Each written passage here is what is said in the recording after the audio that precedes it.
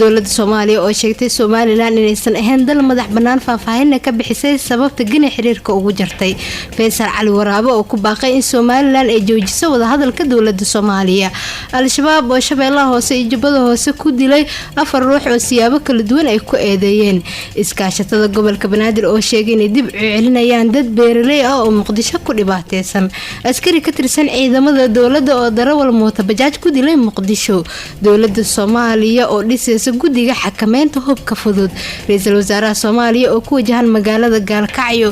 dhulgariir mar kale ku dhuftay gobolka California iyo haweeney haysata diinta Islaamka oo loo xukumay inay Daacish ku biirtay adeega 3G iyo 4G internet ee shirkadda isgaarsiinta Somtel ku doora xawaare sare iyo qiimo jaban adeega 3G iyo 4G plus ee shirkadda isgaarsiinta Somtel sida waa wehelkaaga goor kasta iyo goob kasta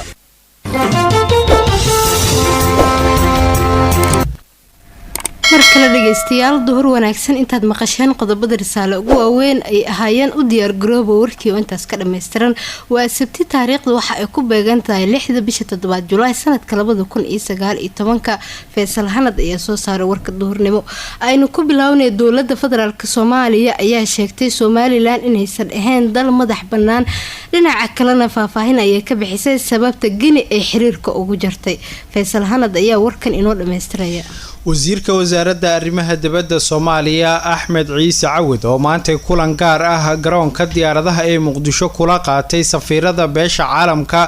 waa dalalka caalamka u fadhiya Soomaaliya ayaa waxa ajandaha kulankaasi qayb ka ahaa xiriirkii dowladda Soomaaliya ay u jartay dalka Guinea iyo sidoo kale in safiirada dalalka caalamka u fadhiya Soomaaliya iyo beesha caalamka intuba aanay si toos ah u xiriir ula wadaagi karin maamulka Somaliland kulanka oo saxaafaddu banaanka ay ka joogtay ayaa markii uu soo dhamaaday hadal uu saxaafadda u sheegay wasiirka arrimaha dibadda Soomaaliya waxa uu faahfaahin kaga bixiyay ajandayaasha kulanka looga hadlay inkastoo wasiirku uu soo bandhigay qodobo kala duwan oo kulanka looga hadlay ayaa arrimihii ugu muhiimsanaa ee uu soo hadal qaaday waxa kamid ah sababta dowladda federaalka Soomaaliya ku kaliftay inay xiriirka u jarto dalka Guinea oo qamiistii dowladdu ay shaacisay in gabi ahaanba xiriirka ay u jartay inkastoo markii horeba uusan muuqan xiriir rasmi ah oo labada dal ka dhaxeeya wasiir Cawid oo sharaxaya sababta dowladda xiriirka ay ugu jartay dalkaasi Guinea ayaa waxa uu yiri jamhuuriyadda Guinea xakuniri sayahay waxa keenay Guinea oo ixtiraam dareysay qarannimadayada midnimadayada iyo wadajirka ummadayada khatar gelisay khaladka ay sameeyeen reer Guinea ma aha oo kaliya inay qarannimadii Soomaaliya u gafeen laakiin waxay waxyeelo ku yihiin oo ay caqabad ku yihiin oo ficilka saas oo kale ah oo caqabad ku yahay inay dibadhac ku samayso heshiisiinta Soomaaliya iyo soo ururinta dadka haddii dadka Soomaaliyeed aan la siinin waqti iyagu ku wada hadlaan tusaale haddaan soo qaadano Somaliland iyo dowladda federaalka Soomaaliya xukuumadda federaalka Soomaaliya hadday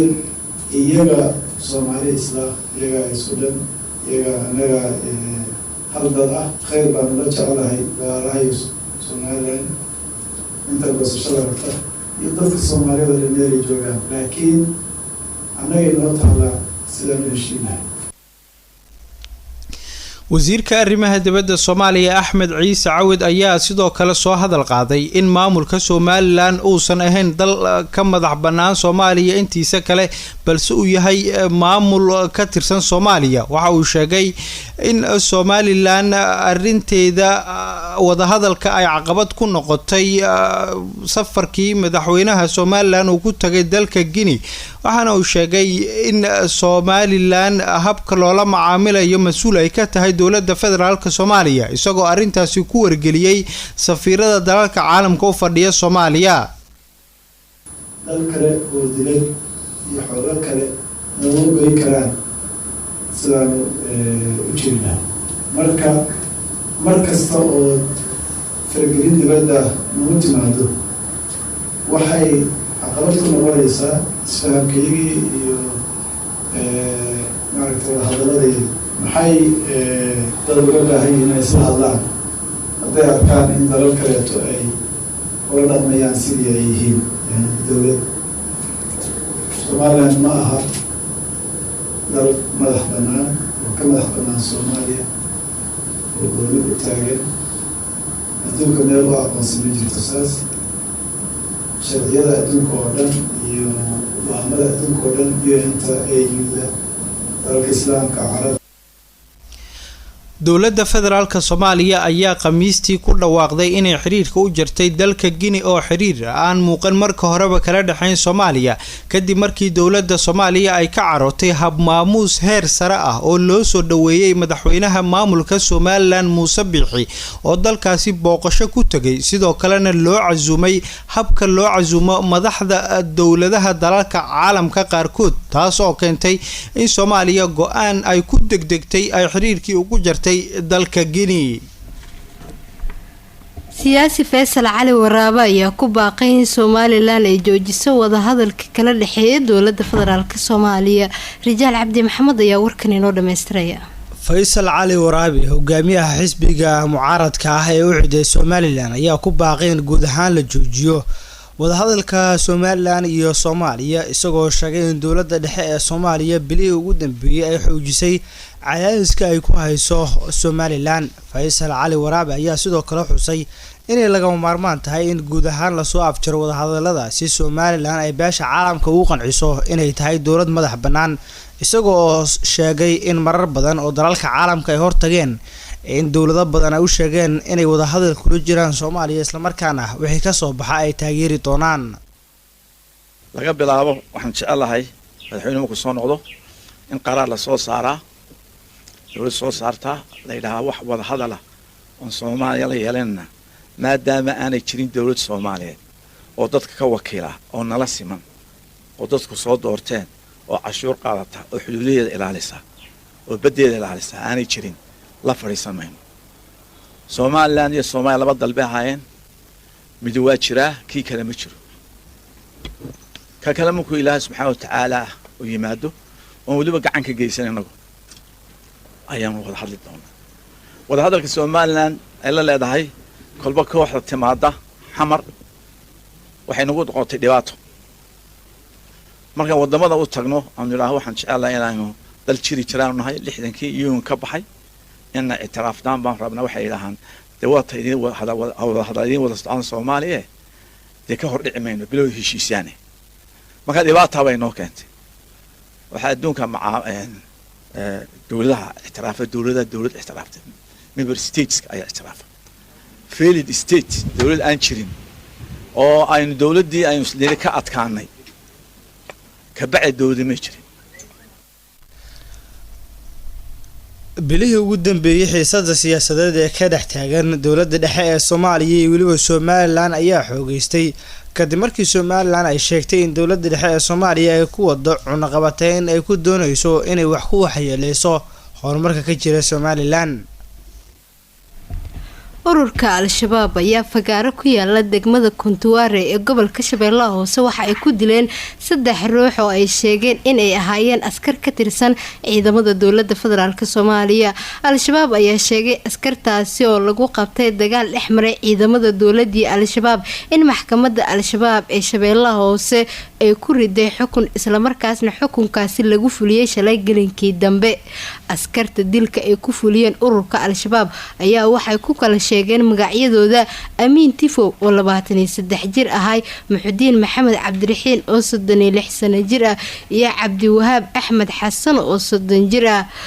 fagaaro ku yaala degmada Kuntuwaare ee gobolka Shabeellaha Hoose ayaa lagu toogtay 3daas ruux. waxaa kaloo al-shabaab ay toogteen nin ay ku sheegeen in uu dadka ku sixri jiray jinka. Cali Xasan Axmed oo da'diisa ay ku sheegeen 35 sano jir ayaa ahaa nin dadka ku sixri jiray jinka ururka al-shabaab ayaana waxa ay ku toogteen degmada Bu'aale ee gobolka Jubbada Dhexe kadib markii maxkamadda al-shabaab ay ku xukuntay dil toogasho. Cali ayaa ururka al-shabaab waxay ku eedeeyeen inuu dadka sixri jiray oo jin u adeegsan jiray sidaasna uu ka qirtay maxkamadda horteeda sida ay sheegeen. al-shabaab ayaa toddobaad gudihiisa waxay 14 ruux ku kala dileen magaalooyin ka mid ah gobolada dalka Soomaaliya dadkaas oo siyaabo kala duwan ay ku eedeeyeen.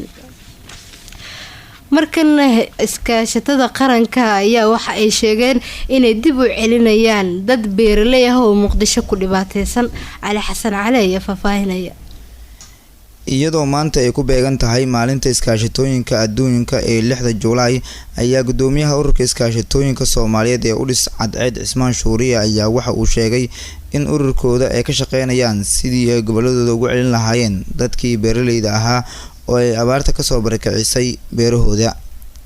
waxa uu sheegay gudoomiye Cadceed in goboladii ugu waaweynaa oo ay beeraha ku yaaleen dadkii tibcan jiray ee barakac ku yihiin Muqdisho ee hay'ado bishii wax ku siiyaan. waxa uu tilmaamay in loogu talagalay inaysan shaqaysan. waxa uu intaa ku daray inaysan doonayn in dadkaas tuugsi iyo dhibaato ay ku noolaadaan ee u celinayaan goboladooda si ay beerihii ay ka shaqaysan jireen ay dib ugu dabcadaan. waxaad ogtihiin dadkii ugu mataqaanaa Soomaaliya goboladii ugu hodansanay oo mataqaanaa beeraha ku yaaleen dadkoodu waxay ku xariisan yihiin xamar ku xariisan yihiin hay'adaha meel ugu turtuura waxaa laga soo jeedsay inay shaqaystaan oo xoogsadaan. ururkan wuxuu u taagan yahay dadkaas inaan aruurino inaan ku celino shaqadoodii ku celino inaan la kaashano cid kasta dowlad shacab inaan ayaga inta isku xirno aan ku celino beerahooda ku celino dhulkooda dib ay ugu fashaan kana baxaan tuugsiga iyo dhibaatada haysa ka baxaan. waxaan rajeynaynaa haddii alla idmo sanadkan sanadkiisa inaan dhowr boqol oo arday ah oo iskoolada ka baxday oo banaanka joornaal la fadhiya inaan shaqo u abuuri doono haddii alla idmo. gudoomiye Cadceed ayaa sheegay inay doonayaan sanadkan inay furaan iskuulaad lagu barto waxyaabaha ay ka shaqeeyaan iskaashatooyinka oo ugu horeyso kalluumeysiga si dhalinyarada shaqo la'aanta ay hayso ay ugu baaqsadaan tahriibka. waxa uu intaa ku daray gudoomiyaha inay ka qayb qaadanayaan ka hortagga shaqo la'aanta dhalinyarada Soomaaliyeed haysata ee kor u qaadayaan garaadkooda aqooneed. annagu sanadkan rajeynayna in aan mataqaanaa garaadka u qaadno kor iskaashatooyinka furno iskoola mataqaanaa lagu barto cilmiga iskaashatooyinka lagu barto dhalinyarada baagamuddada ah oo dhibaatadu hayso oo badaha ku daadanaya inaan iskaashatayno kalluumaysiga u jeeyno beeraha gabal u jeeyno kalluumaysiga u jeeyno meel kasta qolo kasta xirfadda la baro inaan u jeeyno. waxaan ka qayb qaadan doonaa haddii alla idmo in aan ka hortagno baagamuddada iyo shaqo la-aanta inaan ka celino ilmaha Soomaaliyeed badda iyo dhibaatada inaan ka celino in aan mataqaanaa ku dadaalno in garaadkooda kor loo qaado cilmi ay ku shaqaystaan la baro kabacdina mataqaanaa aan u abuurno xirfad ay ku shaqaystaan annagoo la kaashanayna ummadda Soomaaliyeed iyo ururka aan xubinta ka nahay iskaashatooyinka adduunka. hadalkan ayuu ka sheegay gudoomiyaha munaasabad lagu xusaayay maalinta iskaashatooyinka adduunka oo ay ururkooda soo qaban qaabiyeen ee 6 Juulaay oo maanta ku beegneed oo lagu qabtay magaalada Muqdisho. waxa uuna hambalyo u diray dhammaan ururada iskaashatooyinka adduunka gaar ahaan ururka iskaashatooyinka Soomaaliyeed ee Udhis. dowladda federaalk Soomaaliya ayaa sheegtay inay dhisayso guddiga xakameynta hubka fudud. maxamed cabdiraxmaan ayaa soo koobaya. dowladda federaalka ah ee Soomaaliya iyo urur goboleedka IGAD ayaa sameynaya qorshe lagu xakameynayo hubka fudfudud iyo rasaasta. heshiiskani ay kala saxiixdeen dowladda Soomaaliya iyo IGAD ayaa dhigaya qorshaha xakameynta hubka fudfudud. hubkaasi oo ay gacanta ku hayn doonto dowladda federaalka ah ee Soomaaliya. warbixin ka soo baxday dowladda Soomaaliya iyo urur goboleedka IGAD ayaa waxaa lagu sheegay in guddigaasi iyo shaqada uu qabanayo ay qayb ka tahay qorshaha kala guurka ee Soomaaliya.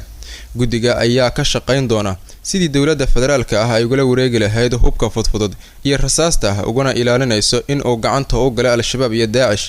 guddiga ayaa sidoo kale ka shaqeyn doona in hubkaasi uusan ka bixinin xuduudaha Soomaaliya sidoo kalena uu soo gelinin warbixintani ayay jimcadii IGAD waxay ka sheegtay magaalada Muqdisho waxaana la sheegay in haddii ay ku guuleysato dowladda federaalka Soomaaliya xakameynta hubka fudfudud in ay u fududaanayso in qaramada midoobay ay ka qaado cunaqabataynta hubka saaran ee Soomaaliya. ugu dambeynna dhageystayaal haweeney haysata diinta islaamka ayaa loo xukumay inay Daacish ku biirtay.